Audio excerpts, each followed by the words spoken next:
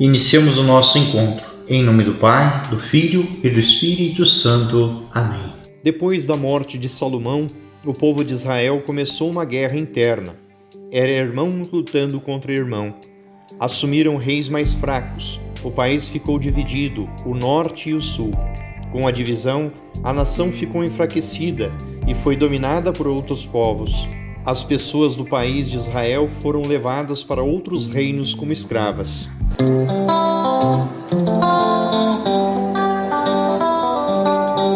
Senhor nosso Deus, o teu povo aos poucos se esqueceu de tuas palavras.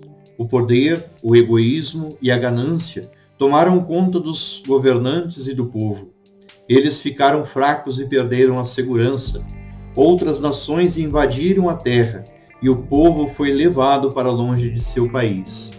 Que neste encontro aprendamos como tu nos acompanhas nas horas mais difíceis da vida. Amém. Tua palavra é lâmpada para os meus pés, Senhor. Lâmpada para os meus pés, Senhor, luz para o meu caminho. Lâmpada para os meus pés, Senhor, luz para o meu caminho. Tua palavra é lâmpada para os meus pés, Senhor. Lâmpada para os meus pés, Senhor, luz para o meu caminho. Lâmpada para os meus pés, Senhor, luz para o meu caminho.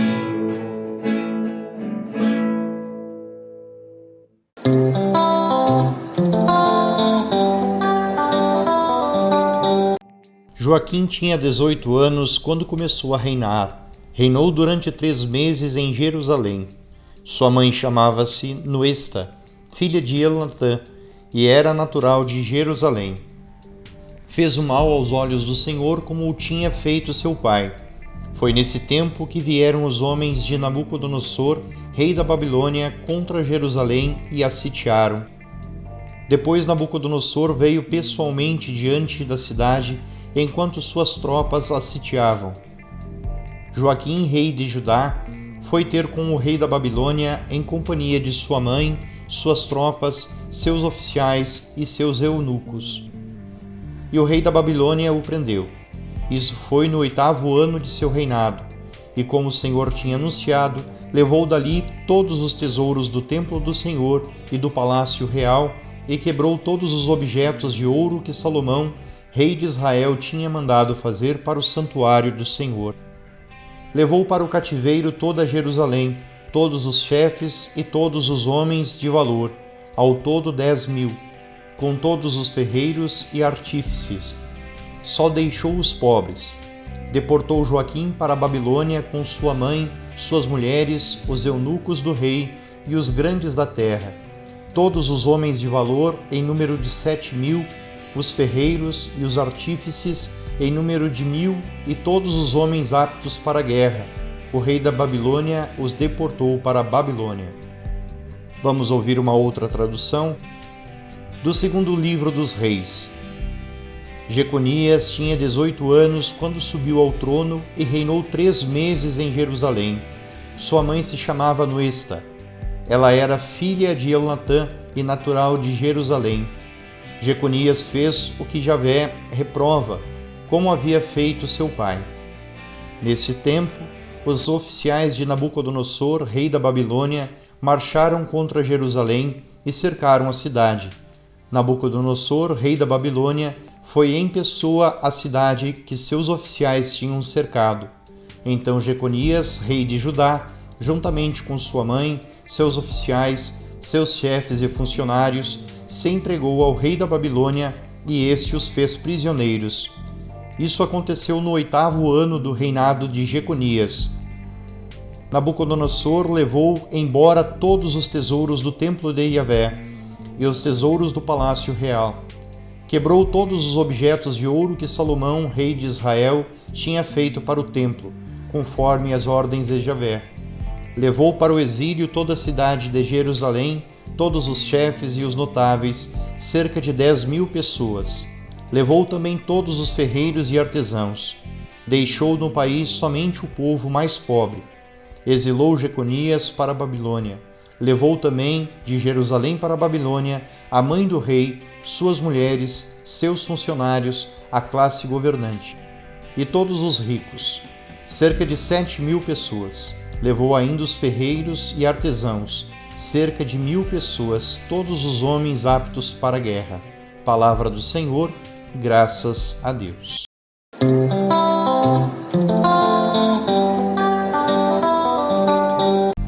O que fez o rei Jeconias igual ao seu pai? Fez o mal aos olhos do Senhor, como tinha feito seu pai. Quem marchou contra Jerusalém? Vieram os homens de Nabucodonosor, rei da Babilônia, contra Jerusalém e a sitiaram. O que fez então Jeconias com sua família e o povo? Jeconias, rei de Judá, foi ter com o rei da Babilônia, em companhia de sua mãe, suas tropas, seus oficiais e seus eunucos. O que fez Nabucodonosor com os tesouros? Levou dali todos os tesouros do templo do Senhor e do palácio real, e quebrou todos os objetos de ouro que Salomão, rei de Israel, tinha mandado fazer para o santuário do Senhor. Quem foi levado exilado? Toda Jerusalém, todos os chefes e todos os homens de valor, ao todo 10.000, com todos os ferreiros e artífices. Quem ficou na terra prometida? Só deixou os pobres.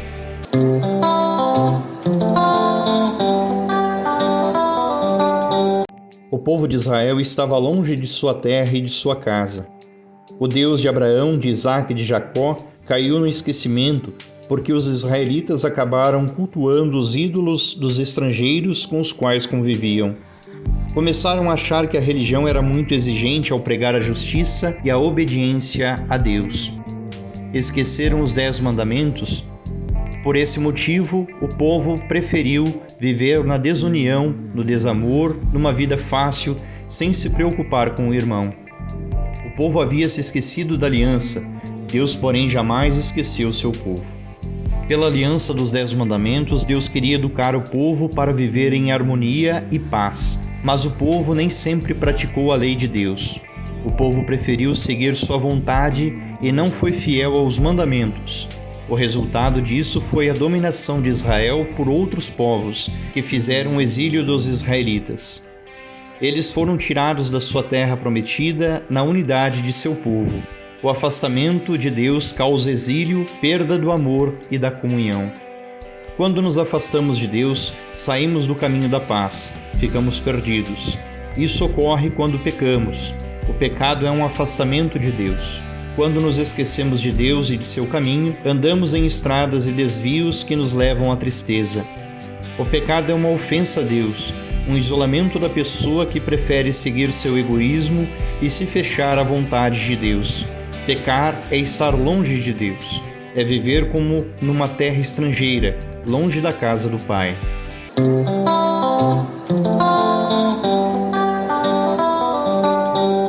Segundo o Catecismo da Igreja Católica, o esquecimento da lei e a infidelidade à aliança leva à morte.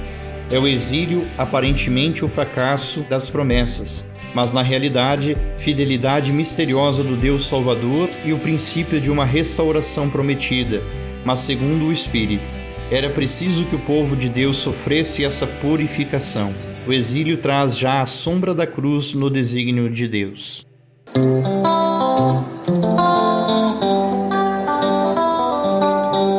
Nós também fomos exilados da vida em Deus, quando os primeiros pais pecaram. Adão e Eva, como representantes da raça humana, caíram do paraíso quando desobedeceram a Deus. Nós herdamos esse exílio. O batismo, porém, nos leva de volta para a nossa casa. A igreja é o nosso lar. Aqui não somos estrangeiros. Deus é nosso Pai e todos somos irmãos da única família. O sentimento de unidade se dá na comunidade, na igreja. É muito importante participar da nossa paróquia ou comunidade, para não ficarmos isolados, fora da alegria de viver na família de Deus.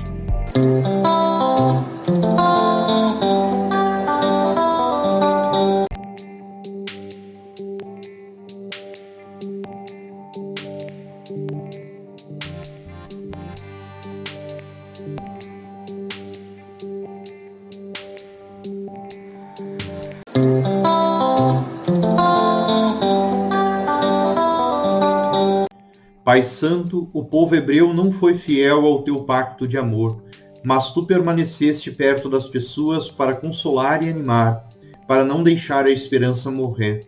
Ensina-nos o caminho da vida que nunca se desvia do teu caminho, para podermos viver em paz. Amém.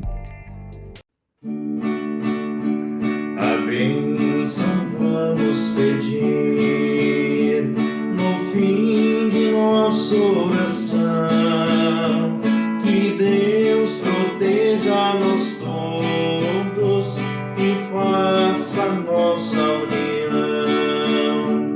Que Deus proteja-nos todos e faça nossa união.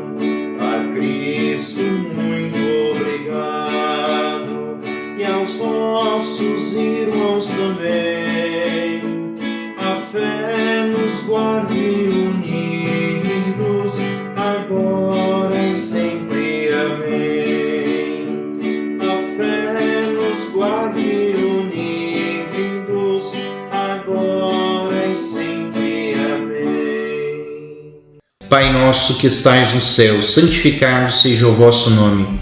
Venha a nós o vosso reino. Seja feita a vossa vontade, assim na terra como no céu. O pão nosso de cada dia nos dai hoje. Perdoai-nos as nossas ofensas, assim como nós perdoamos a quem nos tem ofendido. E não nos deixeis cair em tentação, mas livrai-nos do mal. Amém. O Senhor esteja convosco.